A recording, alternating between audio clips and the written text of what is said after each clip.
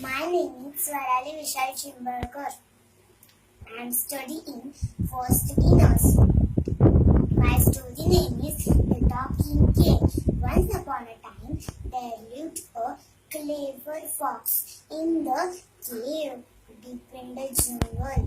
Like every morning, fox left to his cave and said, "Yesterday was a bad day. Today I get something nice." After some time, a lion came there and said, "Something delicious. Live here. Who lives here? Let me vet it too." Back. After some time, a wild fox came there with a tired rabbit. In his mouth, what he saw? He saw pugmarks. He said, "I must be careful. These pugmarks go in one direction."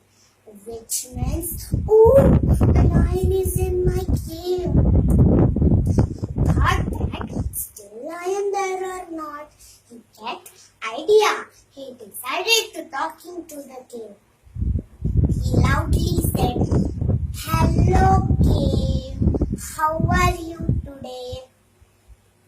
Then the lion listened Fox's voice and said, "Oh, there is Fox, but I remain silent and I'll wait here."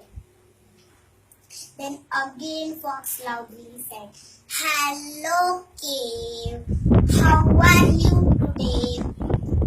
"Are you forgotten to me?" replied. "If you will remain silent, then I will get it. Someone is inside and I will not come inside." Then the lion thought, "If I remain silent, then Fox not come inside." Then the lion loudly said, "Hello Fox, I am happy today. How are you today?" Then the fox laughed. "Hoo, hoo, hoo, hoo, hoo, hoo, hoo, hoo. Oh, foolish lion, you not get my idea. Now I must go to the jungle. Bye, bye, bye, bye. Hoo, hoo, hoo, hoo, hoo, hoo, hoo, hoo." Wow. Oh, the fox tricked me. Now I must go to the jungle and I find out the mighty one.